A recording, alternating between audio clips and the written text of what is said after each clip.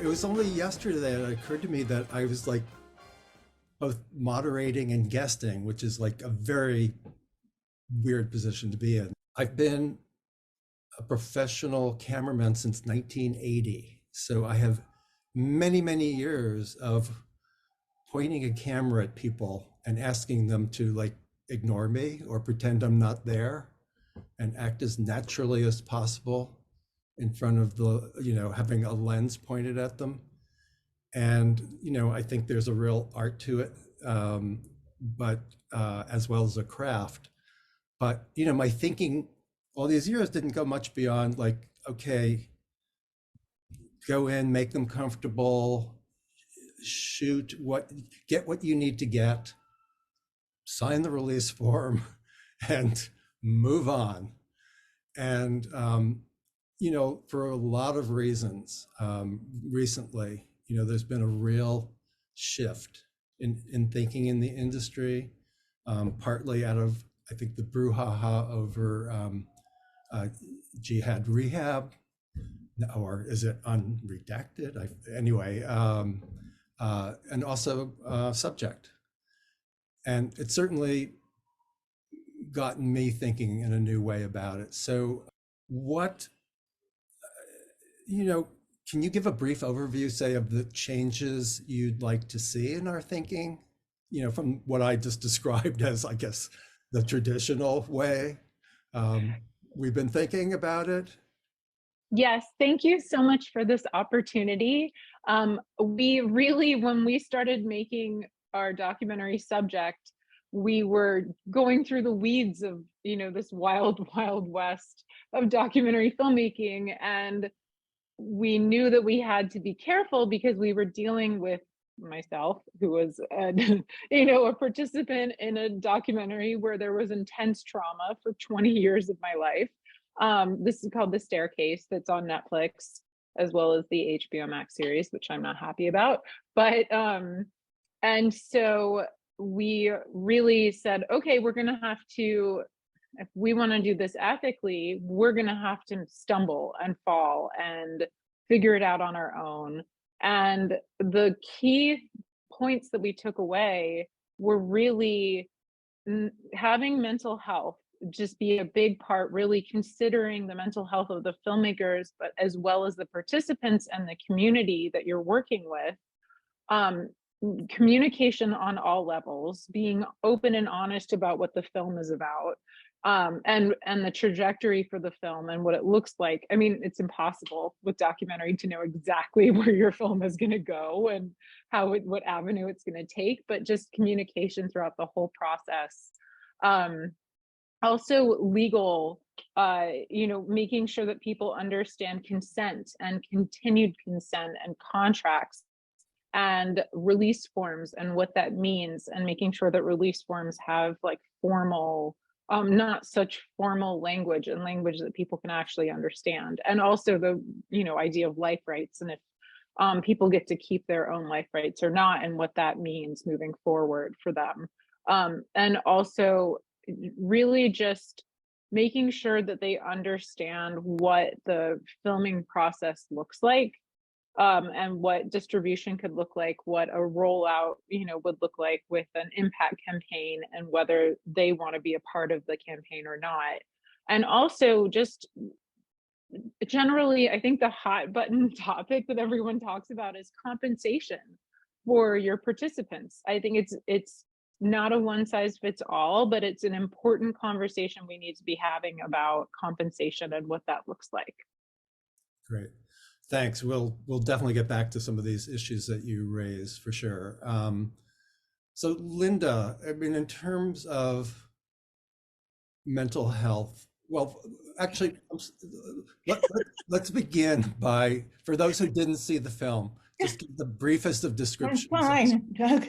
The children next door, and what were the considerations as the producer, as someone who was hired to produce a film about this family who went through as horrendous a incident of domestic violence as you can imagine? What were the considerations you had going into the filming and trying to capture their story? Well, my number one consideration always, except when I'm battling with a friend, my number one consideration is always kindness and respect. One or two friends who are here now might argue with that, but really it is. And I do my best, and particularly did my best. Well, I don't even do my best, it's who I am.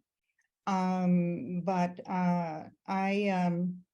I went down to Tennessee and met with the family before Doug came on. I can't recall. Yeah, you did. So yeah, I was hired by a the Childhood Domestic Violence Foundation to consult and on a film they were working on, and I realized it was a little bit. I've done a lot of consulting, but this was really outside of my providence because it had been a scripted documentary, and I needed a second eye, a second pair of eyes, and spoke to Doug and brought him on as a consultant. So the two of us were consultants before we went further with it. So I went down and met with the family, and I guess it was my job to woo them over. I'm not quite sure, but I believe it was, but I don't do that. So I was just me, and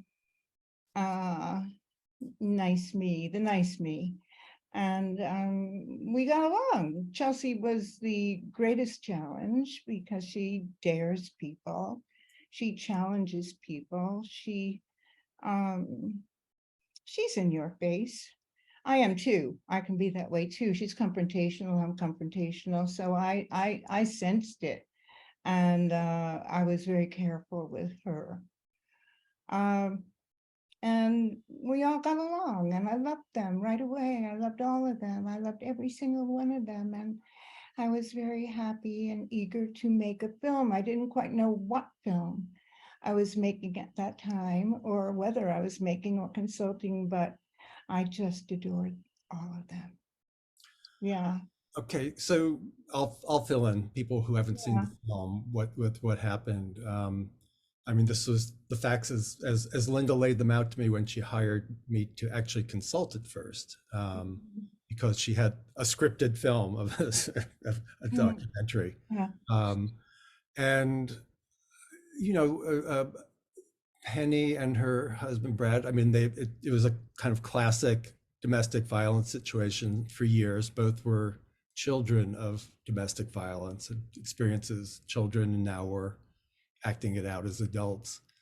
And I won't go into the details of what happened, other than one night Penny, I think, was going to leave, or her best friend came over to protect her, and Yeah. Brad, her husband, shot and murdered the best friend, shot Penny 3 times, and then took a machete to her, all in front of the 4 children who were, I guess Chelsea was the oldest, was 10 at the time. Mm-hmm.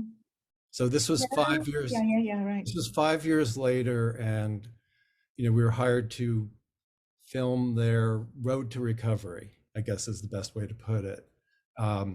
And Lynda and I both were faced with these previous 2 filmmakers who had presented the foundation with a script. This is like, and I remember saying, how can you script? I mean, how do you script a documentary? I mean, you can make a treatment and make up stuff, but there was one scene in particular that stunned me, where they were going to have the family go in the woods and camp out and have a fire, and they were going to sit around, and Penny was going to lead them in a discussion about the incident and their feelings about it. I just went, are you fucking kidding me? I mean, that to me like violates every understanding I have of how to make a documentary. And I said so, and like the next thing I know, they were gone, and Lynda asked me if I wanted to direct it, and so we both went down. Just I don't know, I can't speak for Lynda, but I went down there thinking, if the kids don't say anything, that's fine. I wouldn't. If I was traumatized, I don't think I would say something to a guy nosing around with a camera. But you know, like I said, I've had a lot of experience with that, and I, you know, for now, I'll just say I tend to think of it, I guess, a lot like fiction directors think of the process of working with actors, in the sense that you know, they try and create an environment where the actor feels really comfortable, you know, even though there might be 200-300 crew people around. You know, they do their best to protect them and get them prepared so that in the moment, you know, they are giving what they give.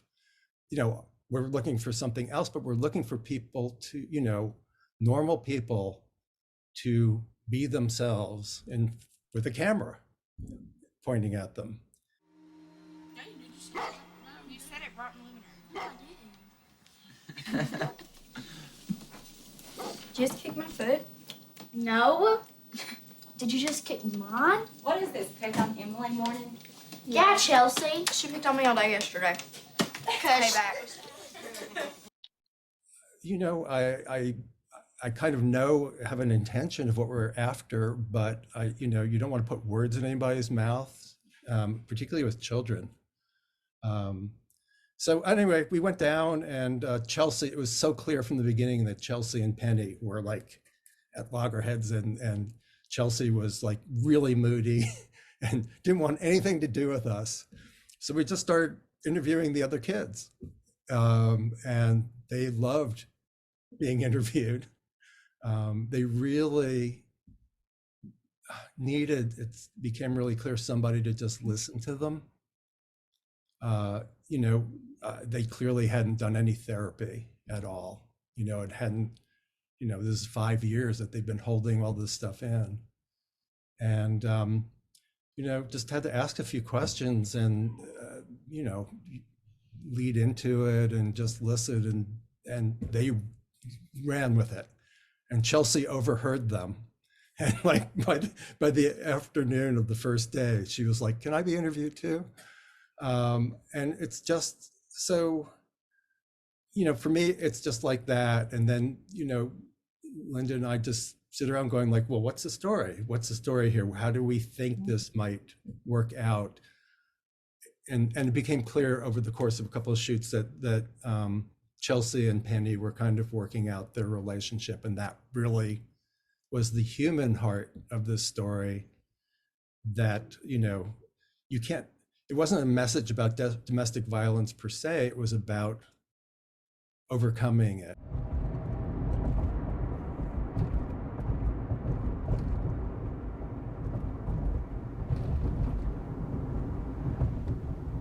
For me personally, I think I've gotten my closure. I'm good with what happened. I mean, I'm not good with it, but I understand, and I've accepted it. I was very angry, upset. But then, if he decides, you know, that he still wants to see her, I told her I'd take her if she wants to. I don't want to.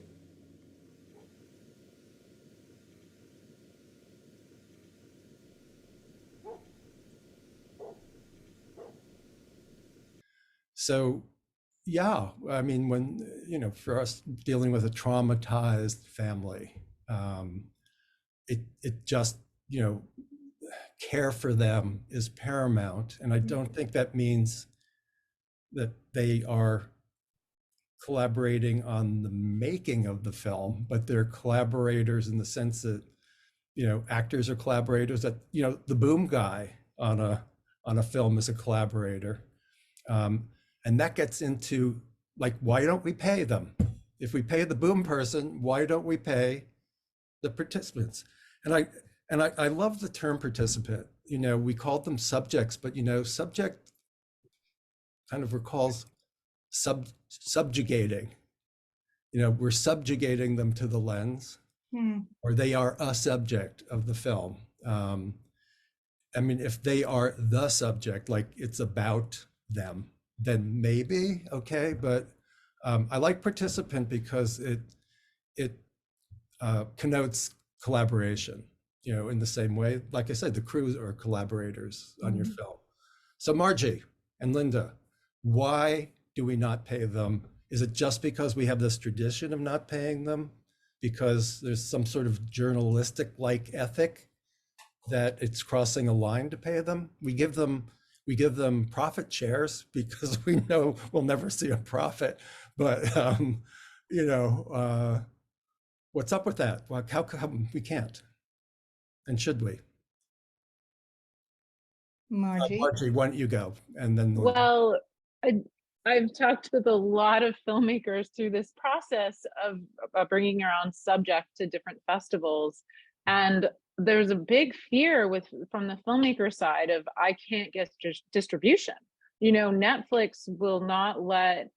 They have clauses that say if you pay your participants, unless they're an athlete or a famous musician, then you can pay them. But otherwise, we won't take your film. We won't distribute your film. Film festivals oftentimes, they're PBS, so ITVS, PBS, POV, have it written in their rules that you cannot pay participants, and actually you can't even show the film to participants before it's released. So there is a big fear, and it does come from this journalistic idea um, of it's going to change the story. People are going to perform those kinds of things. But I would like to say that there would be no documentary if it weren't for our story and our human bodies in front of the screen. I'd like to jump in for a minute. Yeah, absolutely, In Lynda. this regard, Margie, particularly, I'm really interested in what happened, as I would imagine many of the people here are. What happened with HBO and the original filmmaker? Can you tell? I'm going to give you a heads up, which would have absolutely nothing to do with your story, but I am particularly curious because I was a co-producer on a film 20 years ago, 15, 20 years ago, that was a huge festival sensation. But before it was launched, I was really the rights agent. I didn't do much on the film. I did enough to have an effect on it. I brought the director in, but I didn't work with them per se. However, when the executive producer asked me to please come on board and represent the film and join them and be a part of the festival circuit and everything else, I said to him, and remember, we're going back in time. And I said to him, I don't think this film is going to sell. And there's no reason to represent a film as an agent if it's not going to sell. I don't think it's going to sell because HBO has already bought into it. It was an HBO film. I don't see a reason to sell. However, it is a wonderful film. I love it so much. I would love to be a part of it. And there is one way we can do this, and that is that Ruthie and Connie, and that's the film, Ruthie and Connie, Every Room in the House, that Ruthie and Connie sign their life rights over, not to me, but sign over their life rights. So that, because I knew there was an option somewhere in the offing, and they did. So before we really moved forward, we had their rights down. And then HBO came in. And I won't go any further at this point. So I ask you again, how did Yes.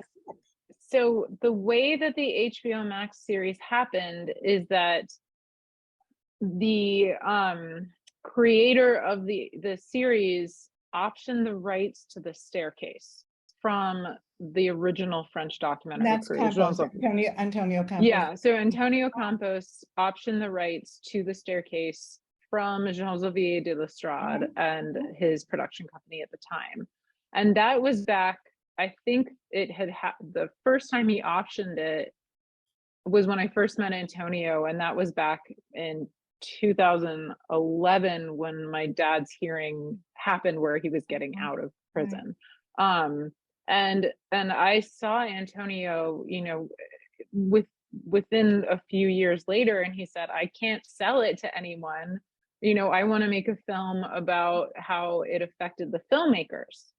Well, that didn't really happen, but then that was his original thought, is I want to talk about the filmmakers and their experience through everything. So, but no one will buy it because it's too sad.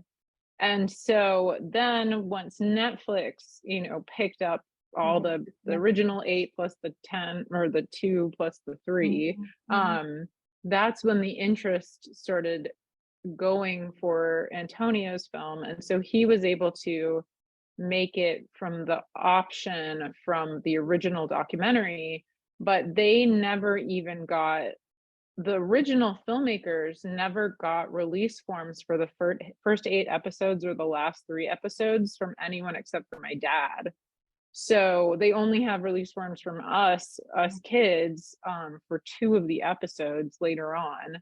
And there were nothing about life rights in any of the documentation. So it was Netflix, not HBO.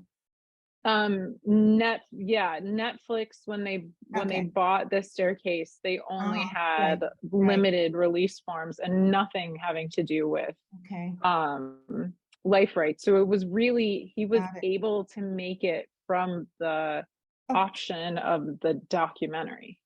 Now I understand. I don't know why I was thinking it was HBO. That's entirely.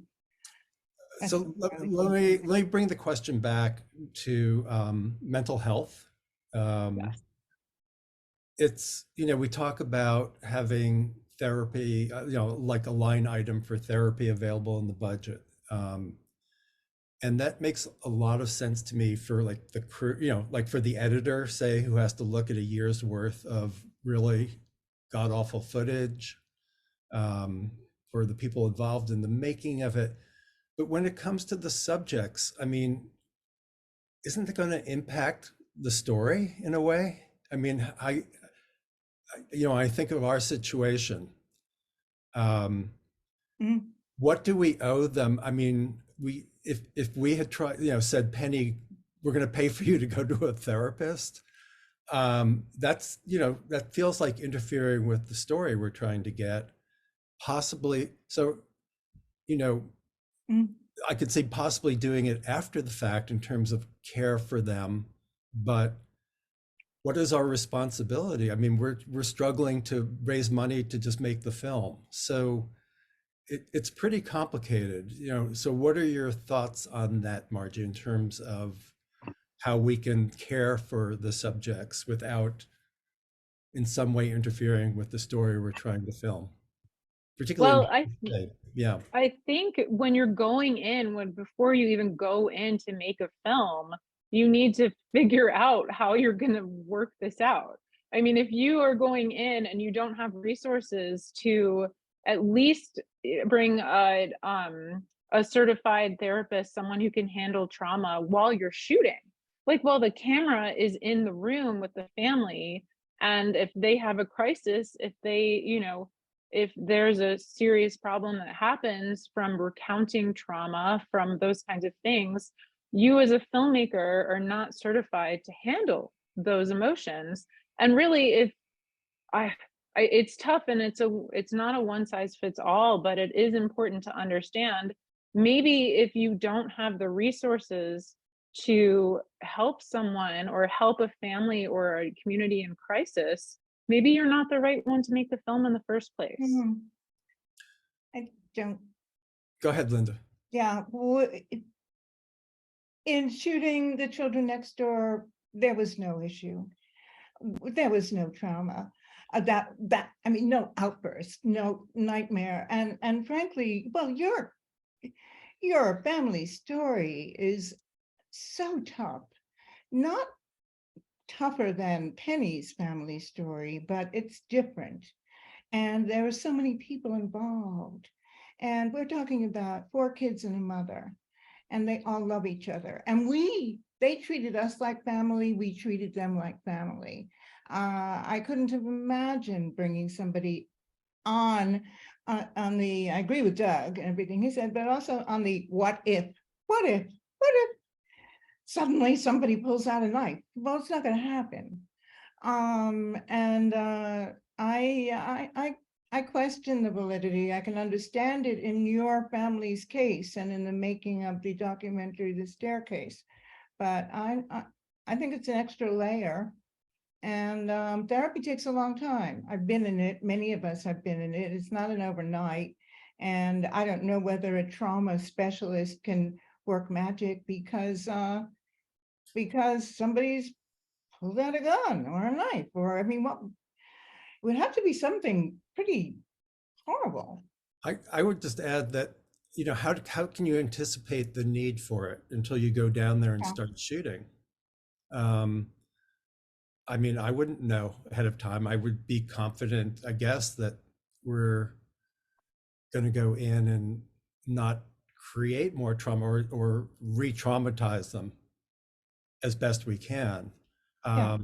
But I think I'd be hard pressed to fight for a line item budget for therapy for a family that when I don't know if they need it or not. And I would consider it an interloper, particularly when you're working with a very small crew. welcome for the people who saw the film. Can you fill us in, first of all, very quickly on what's going on with the family? Because I know they're really curious. They're all adults. Or what exactly questions you needing to know? Well, it's They're 10 living years their own now. lives. They're adults Okay, now. okay. You know. Okay, and you are good? You're doing well? Yeah. Yeah. Actually, I'm doing pretty good. Okay. So we've talked a lot about the impact of filming on the participants in it. What was the impact of filming on you and your understanding of how it impacted the children? I think for the most part for us, it was more empowering.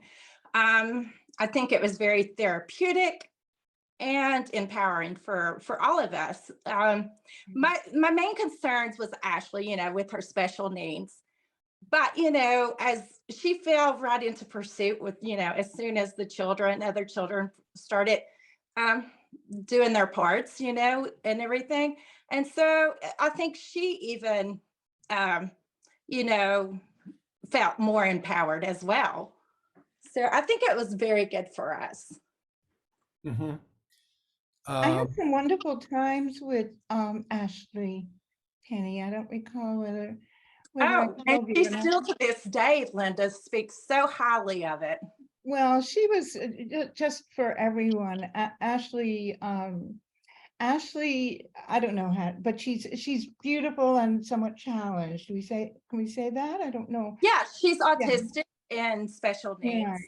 Yeah. And when Doug and I would arrive, Ashley would have presents for us. She is artistic as well and would make these beautiful little gifts for us.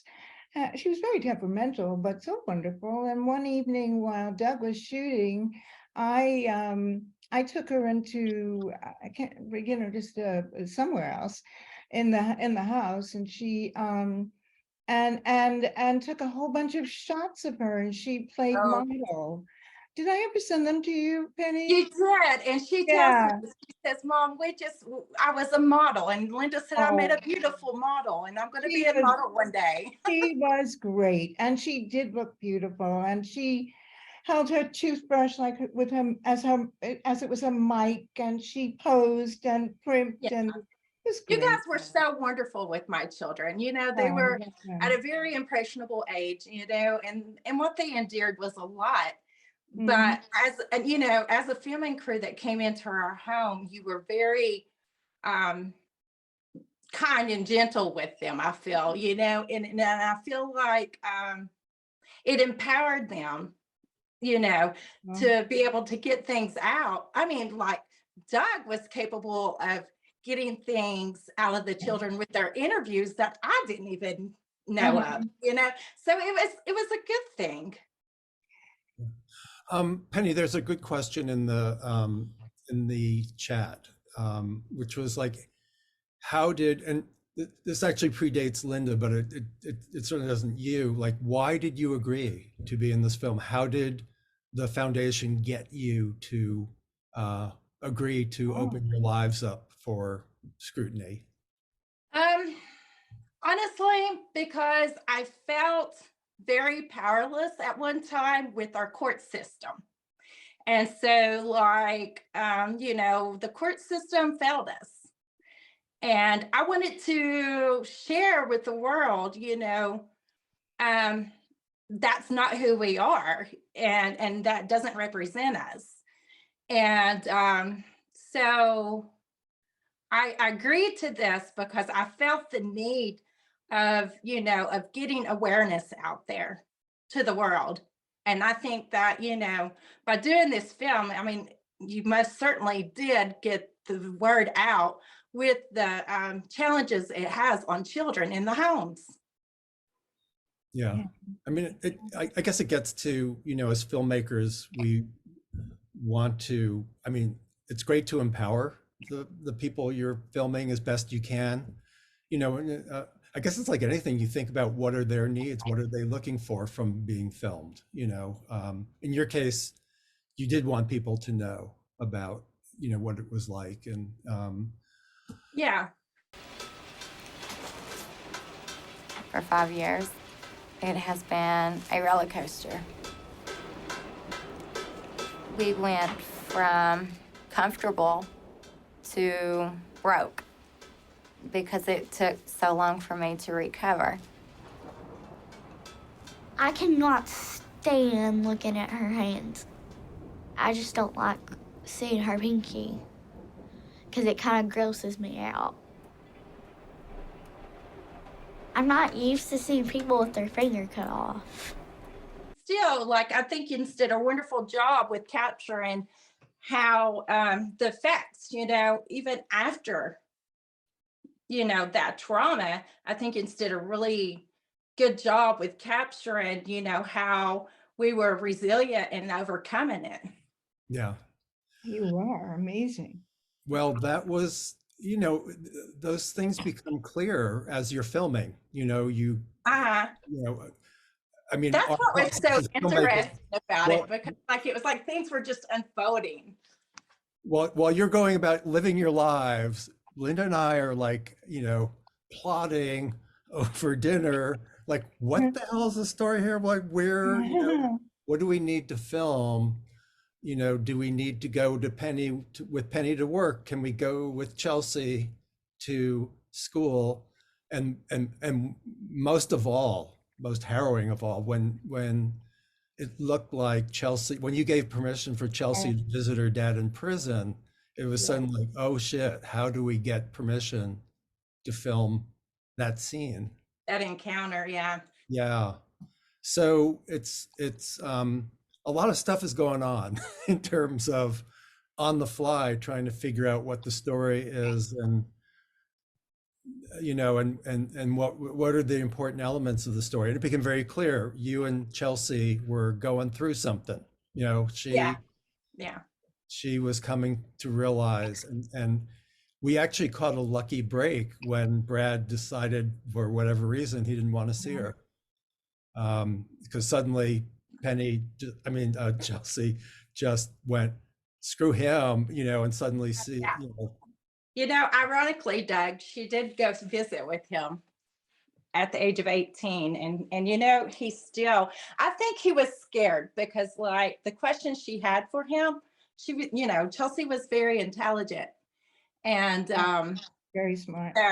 And when she went to visit with him, she never got her responses of the questions she asked. I never asked her what questions she asked him. That was between her and her father. But I just knew to be available for her when she came out from that visit. So, because, I knew she wasn't going to get what she was searching for. Yeah. For those, by the way, who didn't see the film, one of the important things that came out was that Chelsea was a daddy's girl, and always had been. And oh yeah, definitely. When we first came down, she was still defending Brad, and still very pissed off at you for, Yes. I guess, Yeah. blaming we you. were struggling. It was a struggle, like, because like she had so much anger towards me. And then and it's funny you guys were talking about counseling, because we were still in counseling, some at the time of the filming. So the counselor had told me, at that time, she's like, Penny, you need to allow her to go see him or she's going to begrudge you for life, So I was like, okay, fair enough. I finally just agreed with it. And Oh, sorry, Lynda. But before you say something, though, I'm just curious: is Margie still here? Because there's a I few. was just wondering that. Margie has left. She's left the building. Okay. Well, Margie, yeah, Margie's not here right now. There's certain questions I was going to ask that I'll throw out to the group shortly. So yeah, Lynda, sorry to interrupt. So I have a couple of thoughts, Penny, about Chelsea seeing her father, about you, and this entire period of time. And I think back to when we were making the film and that particular moment when you were about to give your first speech to a crowd outdoors, and it sounded as though a shot had gone off, and you. Yeah, it totally startled me. Right, and it was a remarkable moment, and I consider that moment and that 20 minutes you were up there, I can't quite recall how long you were really up there, the beginning of your taking on domestic violence and going out into the world to speak about it. And you have become quite a heroine. You always were my heroine, but you have done so much for domestic violence, and you have grown so much since then. And I thought you might talk a little bit about that, and about the kids, about Chelsea and how they feel about their dad now. And has the cycle been broken with all of the children? Big question, I know. I'm sorry. It's a big question. I know. Yeah, it's okay. So like with me, with first time speaking out, that was really scary. Yeah.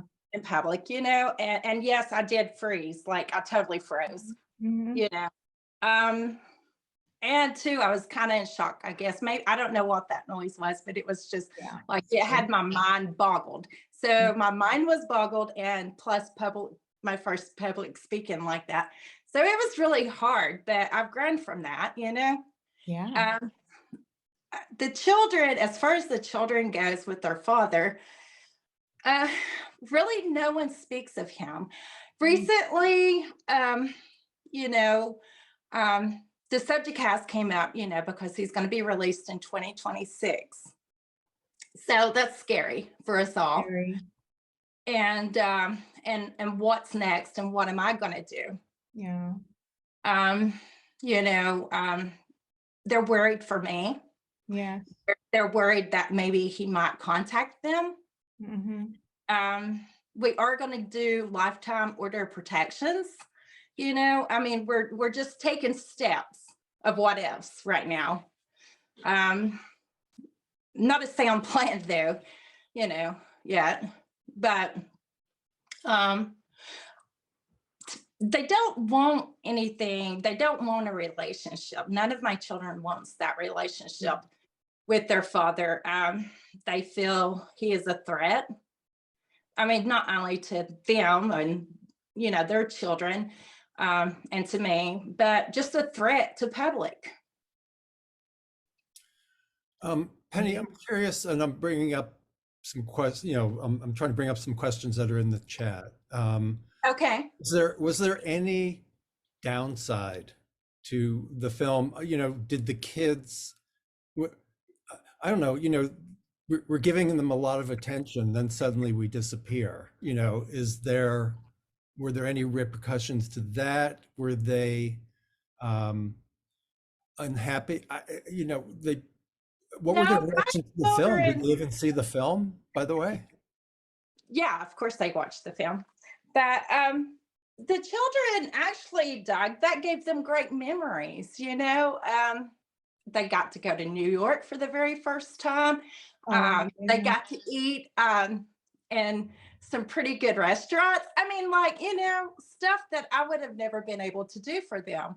They got to do that just because of this film. And so that film actually gave them some really good memories. We had a great time. Yeah. Through, and particularly New York. Yeah. I'll never forget going to Chinatown for the first time, riding the subway train for the first time. Seeing the Statue of Liberty.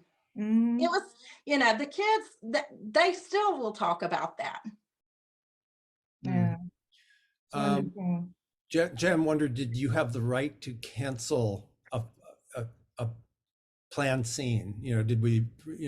Did anything feel like, I remember when you were thinking about, you mentioned Brad's letters, the letter he wrote you from prison.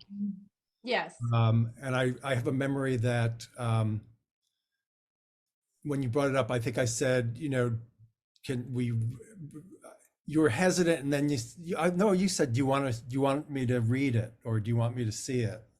And I remember getting it out of the closet and reading it to you. Right, but then you broke down, and that was really hard. That was a very hard emotional thing, because it was that letter was very upsetting, because he'd written that from prison, and then how did it get to me? That should have never happened. And then the things that he said in the letter, with not admitting faults, and that was just really tough. Yeah. It's one of the prime examples of why this issue to me is so complicated. Because, you brought it up. I didn't say, oh, Penny, does Brad have any letters that you can take out and read and break down on camera? But when you brought it up, I'm not thinking of your mental health there. I'm thinking, wow, that could be really powerful. And even when you Doug, that was just raw, and that's just how life is. We have tough moments, I know, and again, it brings up the conflict we have as, on the one hand, wanting to get a really dramatic, powerful story, and on the other hand, particularly if we're not interfering, if you bring it up and we just go, hey, go for it, and on the other hand, concerned that it's, we don't like to see be the cause of someone crying. Right. We also knew it wasn't going to do lasting damage to you. So it's really tricky.